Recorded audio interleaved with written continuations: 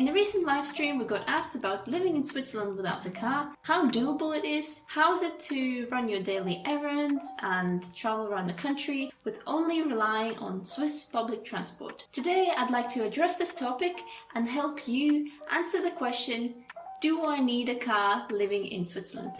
Hi, my name's Erica and this is our Swiss Adventure, a channel where you can find advice, tips and tricks for living in Switzerland, as well as travel videos from this beautiful country. If you haven't already, consider subscribing and clicking that notification bell so you never miss any new content. In this video, I'm not gonna tell you go get the car or don't get a car.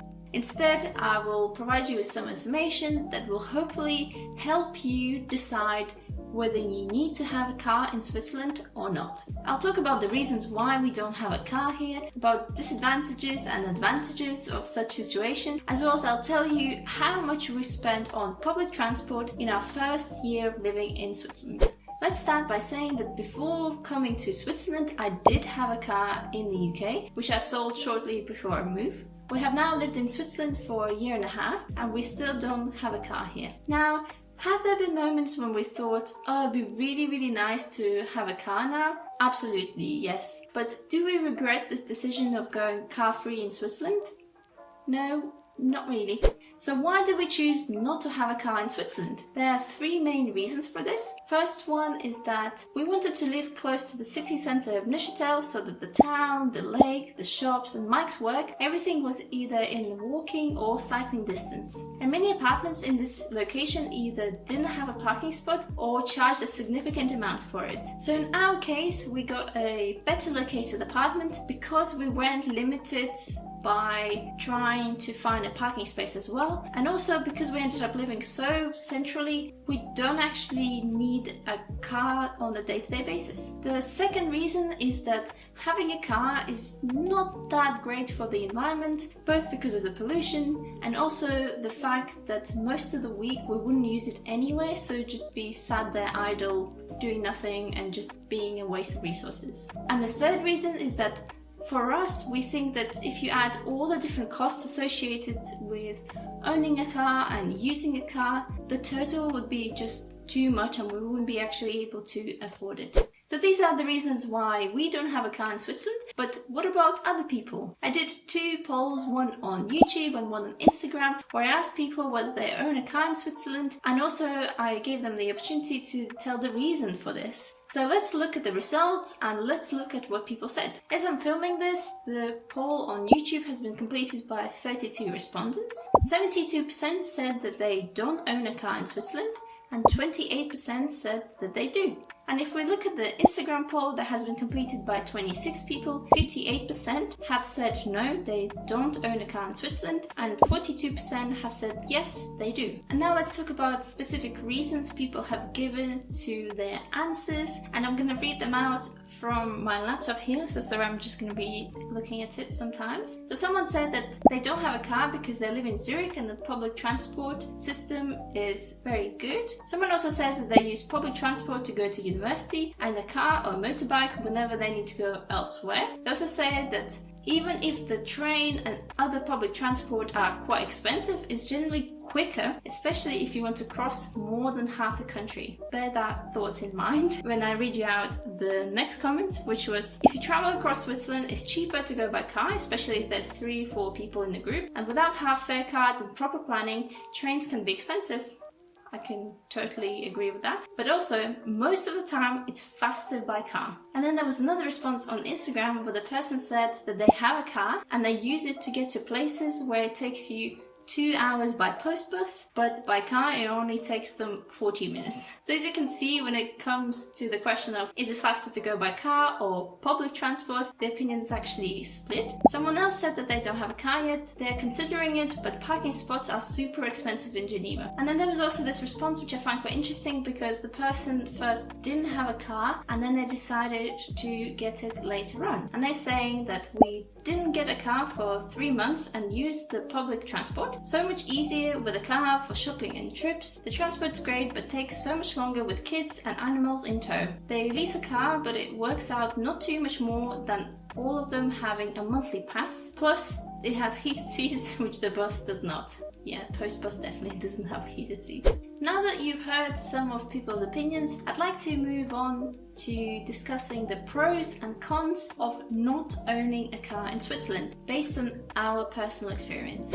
Let's begin with the pros, the advantages, everything good that comes with not owning a car in Switzerland and using the Swiss public transport system instead. Swiss public transport system is really good. It can get you to pretty much any place, however big or small it is, with a combination of trains, buses, and other modes of transport. It's very reliable, it's almost always on time, and what's best is that the timetables are aligned. So for example, you get off your train and the next bus that you're connecting to is just in a few minutes, or for example, you get off your train and the next train is from the platform that's just next to the one you just got off, so it's super convenient and it's just excellent. If you choose to go car-free, you don't have to worry about parking. As I mentioned before, if you don't need parking space, you have many more options to choose from, especially if you want to live somewhere centrally. Sometimes an apartment or a house will have a free space allocated to it, but sometimes you'll have to pay maybe 100, 150 francs per month to use it. Sometimes there'll be parking on the street, and in order to be able to use that, you will have to apply for a parking permit, and the prices for that vary quite a lot depending on where you live. For example, in Nichtal per year, I think it's only 110 francs, whereas if you live in Vaud, someone told me that they pay 480 francs per year. Using public transport is better for the environment because it's more energy efficient and also it creates less air pollution. According to SBB, which are the Swiss Federal Railways, train journeys on average use 6 times less energy and emit 27 times less CO2 than car journeys. And when it comes to the energy that powers the SBB trains, 90% of it comes from hydroelectricity. Driving in Switzerland is not always fun. Despite the fact that many Swiss actively use public transport, many people still drive the cars as well. And as a result, you can face not only the rush hour traffic, but also something I'd call the weekend mountain traffic. In addition to this, Switzerland, being a mountainous country, has many small and windy roads. So if you decide to go to one of those more remote locations and you're not a very confident driver, that could be quite a stressful experience for you.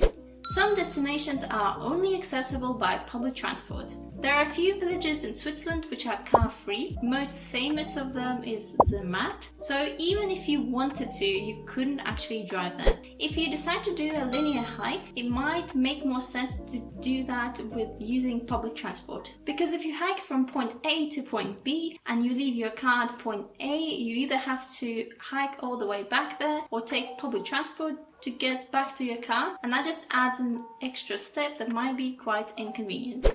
Unlike other countries, Switzerland encourages you to take your sports equipment on the train, and this is something that Mike actually pointed out as he was making comparison to the public transport in the UK. So in Switzerland, if you take your bike or your skis or something like that on the train, you're not being the annoying person, you're not being a nuisance. On the contrary, they have made special compartments where you can store your skis or you can put up your bike, and we actually see people using those all the time. So, as you see, using public transport in Switzerland has many advantages, but at the same time, it's not perfect. Let's talk about the cons, the disadvantages, all the annoying things that come with not having a car in Switzerland and relying on public transport instead. The first disadvantage is that it requires planning. So, unlike traveling with car, where you can go whenever you want and stop wherever you want, with public transport you have to plan your trip according to the timetables. A lot of transport between cities or within a specific city actually circulates quite frequently. However, when it comes to more remote trains and buses, they don't go nearly as often, and sometimes that could add quite a lot of extra time to your journey.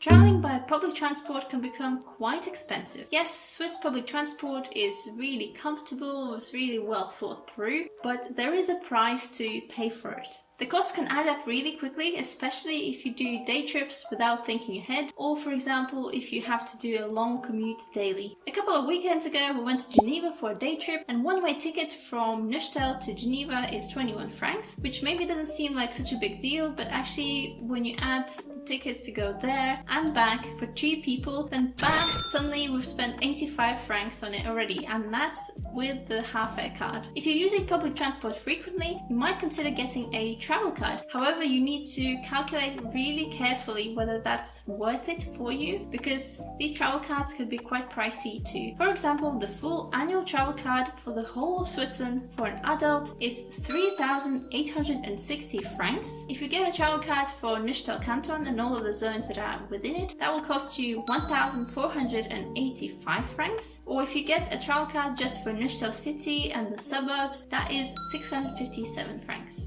The next downside of using public transport is that you have to carry your stuff, whether it's your shopping bags, your skis, your suitcases, and if you have a child, you tend to have even more things to carry. And all of this can be quite exhausting, especially if you're doing multiple transport changes on your journey.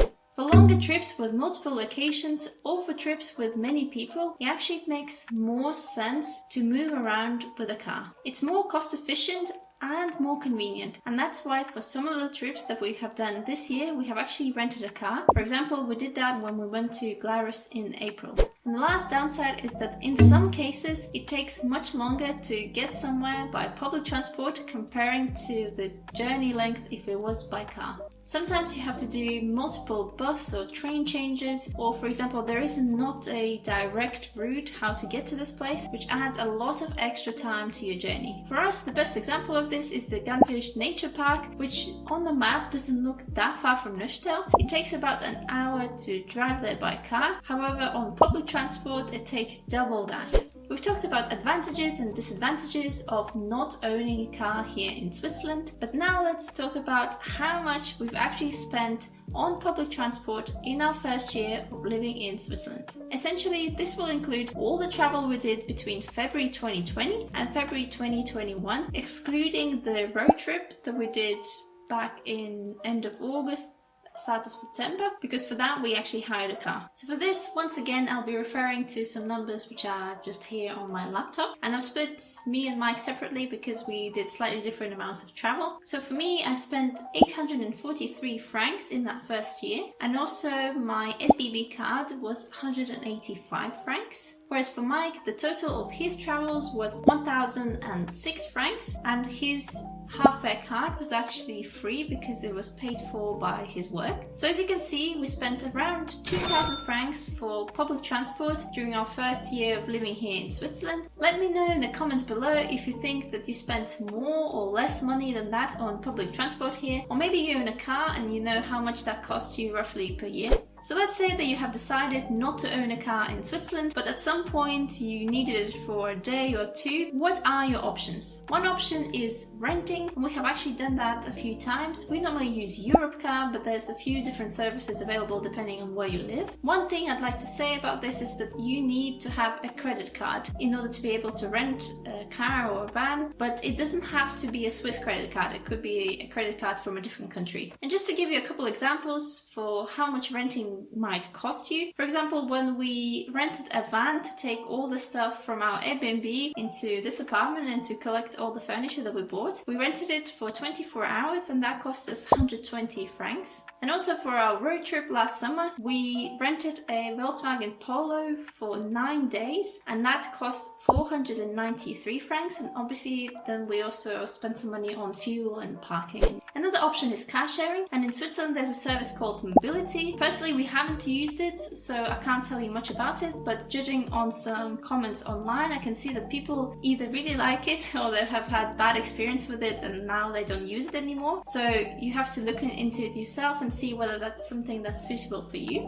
And the last option is to borrow someone's car, whether it's your friend or a colleague. The only thing I want to say about this is look into getting an additional insurance onto your third-party liability insurance so that you are covered just in case something happens with your friends or colleagues' car. So if at the end you actually decide to have a car in Switzerland, there's actually a really good video that was made by Lisa Colton where she talks about owning a car in Switzerland and how it all works and different costs. So I'll link it down below. To sum up, it's absolutely possible to live in Switzerland and not own a car, just use public transport, and many people actually do that. You can see that from the polls that I did as well. However, using public transport comes with its inconveniences, so it depends on whether for you these things are a deal breaker or not. I really hope this video helped you answer the question, do I need a car in Switzerland? If not, and you still have some questions, please make sure to leave them in the comments down below. But other than that, I'd like to say thank you for watching and see you in the next video next week. Bye!